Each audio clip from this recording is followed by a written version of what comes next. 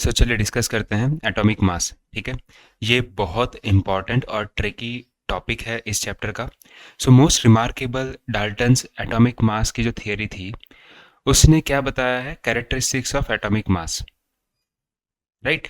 उसने क्या कहा कि हर एक एलिमेंट जो होता है ना, हर एक एलिमेंट उसकी कुछ एटॉमिक मास, यानी हर एक एलिमेंट की एक कैरेक्टरिस्टिक्स होती है एटॉमिक मास। ठीक है, अच्छे से समझते हैं, टेंशन मत लीजिए। देखिए क्या होता है। सबसे पहले कि इसकी सबसे रेनाउंड थियरी जो रही वो डाल्टन्स एटॉमिक थियरी की, वो एटॉमिक मास रही है सबसे पहली बात तो। ठीक है, उसके बाद अगर हम बात करते हैं तो यहाँ पे क्या होता है ना कि अगर मुझे किसी एक एटम का मास पता करना है, atomic mass of an atom, तो वो बहुत डिफिकल्ट होगा, है ना, वो नियर टू इम्पॉसिबल होगा। तो हम क्या करते हैं, हम रिलेटिव मास निकालते हैं। क्या निकालते हैं? Relative mass. रिलेटिव मास निकालना कंपैरेटिवली इजी टास्क होता है। ठीक है, किसी इंडिविजुअल का मास पता करना, इससे अच्छा हम रिलेटिव मास निकालते हैं। और वो रिलेटिव मास कैसे निकालते हैं, तो हम chemical combination, right, by using the law of chemical combination. कौन सा लॉ यूज करता है? केमिकल कॉम्बिनेशन वाला लॉ। और कंपाउंड फॉर्म्ड, राइट। कोई भी कंपाउंड जो बनता है उसमें केमिकल कॉम्बिनेशन होता है, उसका हम यूज करते हैं। ठीक है, फॉर एग्जाम्पल अगर हम बात करते हैं कार्बन मोनोक्साइड की। अब कार्बन मोनोक्साइड कैसे बना है, तो आप कहोगे ये carbon monoxide 3 gram of carbon से बना है और 4 ग्राम ऑफ ऑक्सीजन से बना है, तो CO बन गया।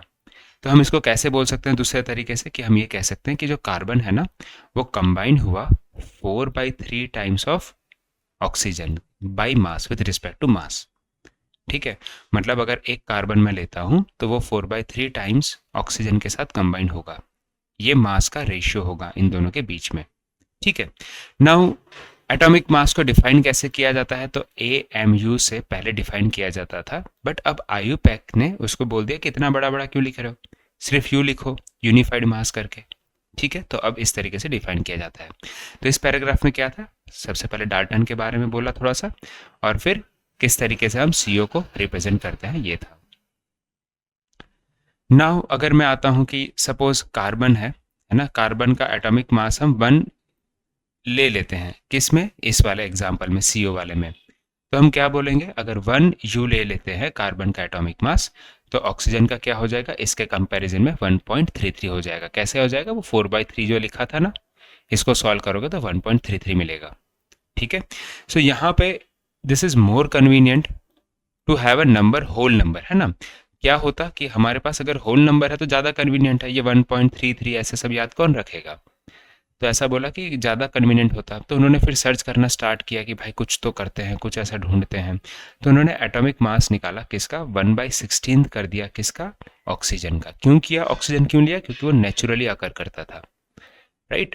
अच्छा, नेचुरली अकरिंग ऑक्सीजन था, उसका 1/16 मास ले लिया। और फिर उसको 2 रीज़न से लिया गया है कि ऑक्सीजन ही क्यों माइंड में आया उनको। हाइड्रोजन है, कार्बन है, सब कुछ था, नाइट्रोजन है, ये सारे इतने सारे एलिमेंट है, क्यों ऑक्सीजन दिमाग में आया उनको। तो 2 रीज़न था कि ऑक्सीजन है ना, लार्ज नंबर ऑफ एलिमेंट के साथ रिएक्ट कर जाता है, जो भी मिला उसके साथ दोस्ती कर लेगा ऑक्सीजन। चलो भाई तुम अकेले हो, मैं आता हूँ तुम्हारे पास, H2O ले लो, है ना, फिर अपना CO2 ले लो, सबके साथ दोस्ती करके रखता है। तो बोला कि चलो ऑक्सीजन के साथ ही कंपैरिजन करते हैं। फिर दूसरा रीजन क्या था ऑक्सीजन लेने का, कि यार ये एटॉमिक मास यूनिट है ना, वो मुझे होल नंबर देता है, जो अभी बात किया ना कि पॉइंट में नहीं देता, वो होल नंबर देता है। तो ये 2 रीजन की वजह से ऑक्सीजन को लिया। पर 1961 आते आते काफ़ी रिसर्च होती है ना, फिर चीज़ें बदलती हैं, परिवर्तन संसार का नियम है, वैसा ही। यूनिवर्सली एक्सेप्टेड क्या हुआ, कार्बन 12 आइसोटोप को यूनिवर्सली एक्सेप्ट किया गया।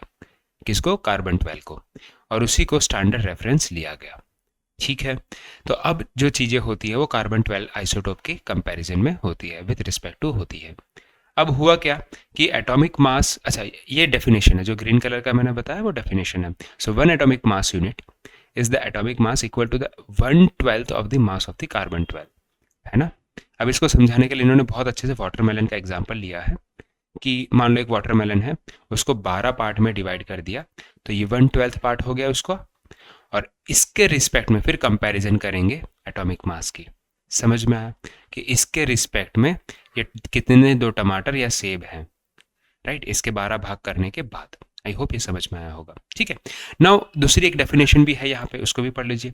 Relative atomic mass of an atom of an element is defined as average, किसका average? Mass of an atom, average mass of an atom compare with 1/12 of the carbon 12 atom. तो ये भी definition आपको पता होनी चाहिए। ठीक है, सो हाइड्रोजन का 1 है, कार्बन 12 का 12 है, इस तरीके से ये एटॉमिक मास किसी किसी एलिमेंट की दिया है। ठीक है, थोड़ा एक बेसिक आइडिया आ जाता है। ठीक है, क्लोरीन की, कैल्शियम की सबसे ज़्यादा दिख रही है यहाँ पे। ठीक है, नेक्स्ट टॉपिक हम देखेंगे how do atom exist. I hope ये आप चीज़ें समझ में आ रही होगी। Thank you so much. जय हिंद, वंदे मातरम।